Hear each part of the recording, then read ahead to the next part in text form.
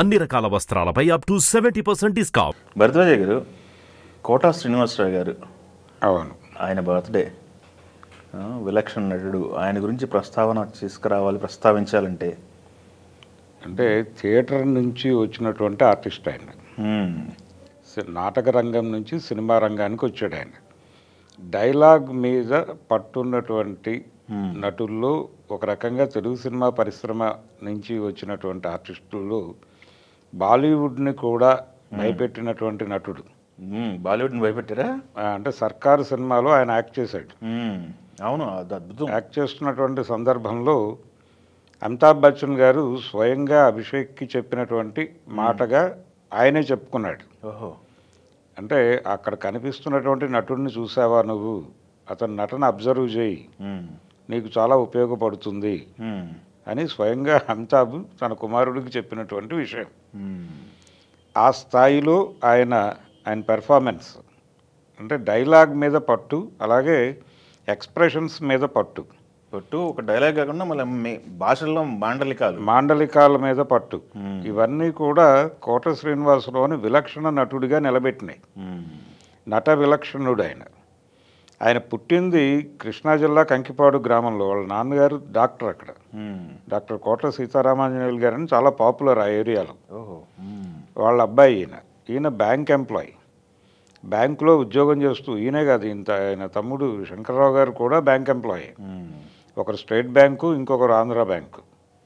ఇలా బ్యాంకుల్లో పనిచేస్తూ ఈ క్రమంలోనే నాటక సమాజాలతో సంబంధాలు నడుపుతూ, నాటకాల్లో వేషాలు వేస్తూ, సెలవులు పెడుతూ, ఈ ప్రయాణంలోనే జంధ్యాల గారితో పరిచయం అయింది. జంధ్యాల గారి నాటకాల్లో కూడా ఈయన నటించాడు. సంధ్యారాగంలో, శంఖారావం లాంటి నాటకాల్లో ఈయన కీలక పాత్ర పోషించటం. ఈ ప్రయాణంలోనే ఆయన ఆదివిష్ణు గారి నాటకాల్లోనూ వీటిల్లో చేస్తున్నటువంటి టైంలో ఆదివిష్ణు, జంధ్యాల వీళ్ళందరూ సినిమా రంగంలోకి రావడంతో జంధ్యాల గారి ద్వారానే, ఆదివిష్ణు ప్రోద్బలంతోనే ఈయన సినిమా ప్రవేశం జరిగింది. ఈయన ప్రజలకి విపరీతంగా కనెక్ట్ అయినటువంటి సినిమా ప్రతిఘటన. రామోజీరావు గారి బ్యానర్లో వచ్చినటువంటి ప్రతిఘటన సినిమాలో మంత్రి కాసయ్య క్యారెక్టర్ ద్వారా ఈయన జనాలకి పట్టుబడ్డాడు. అంటే జనం విపరీతంగా చెప్పుకున్నారు ఆయన గురించి. అంటే ఆ కాసయ్య పాత్ర చేసిన అతను ఎవరు, తెలంగాణ డిక్షన్ చాలా అద్భుతంగా మాట్లాడాడు అని మాట్లాడుకున్నారు. అతను తెలంగాణ వాడేమో అనుకున్నారు అందరూ. కానీ ఆయన కృష్ణా జిల్లా వాసి, విజయవాడలో బ్యాంకులో పనిచేసినటువంటి ఎంప్లాయీ అనే విషయం చాలామందికి తెలుసు అప్పటికే. కానీ ఒక నటుడిగా, డైలాగ్ మీద పట్టున్నటువంటి నటుడిగా ఆయనకు అది పెద్ద కష్టం అనిపించలేదు. ప్రాణం ఖరీదు అనే సినిమా 78లో ప్రవేశించాడు. ఈయన కూడా చిరంజీవి గారితో పాటే. ప్రాణం ఖరీదులో ఆయన చేసేటువంటి క్యారెక్టర్ అక్కడ సత్యనారాయణ గారు చేశారు సినిమాలో.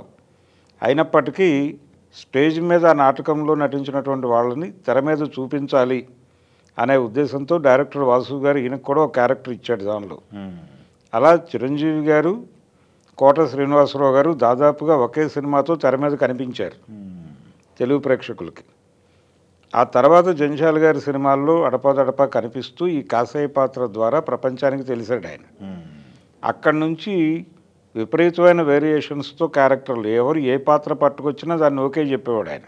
అవును, చెప్పి బిహేవియర్ మారిపోయేది. అసలు ఒక పాత్రకి పూర్తి వేరియేషన్తో వెళ్ళేవాడు. ఈ వేరియేషన్ చూసి జనాలు ముచ్చట పడేవారు. అవును, వీళ్ళు చాలా మామగారు సినిమా దగ్గర నుంచి కాంబినేషన్స్ కూడా కలిసినాయి కదా. కామెడీ చేసేవాడు, క్రూయల్ విలని చేసిన సినిమాలు ఉన్నాయి. అవును, ఆయన శత్రువు సినిమాలో చేసినటువంటి క్రూయల్ విలని, ఆ క్రూయల్ విలనీని అంత క్రూడ్గాను చేసినటువంటి నటుడు, ఏమాత్రము మొహమాట పడకుండా. శత్రువు, గణేష్ చెప్పుకుంటూ, ఆజాదు, ఇలా అనేక సినిమాల్లో పర్టికులర్గా తమిళ దర్శకులు తెలుగు సినిమాలు చేస్తున్న సందర్భాల్లో వాళ్ళు ఈయనలో ఉన్నటువంటి నటుడిని, అంటే థియేటర్కు ఉన్నటువంటి గౌరవం నుంచి కోట శ్రీనివాసరావు గారి పట్ల ఒక గౌరవం ఉండేది ప్రపంచానికి. అలా ప్రతి దర్శకుడు ఆయన్ని వినియోగించుకునే ప్రయత్నం చేశారు.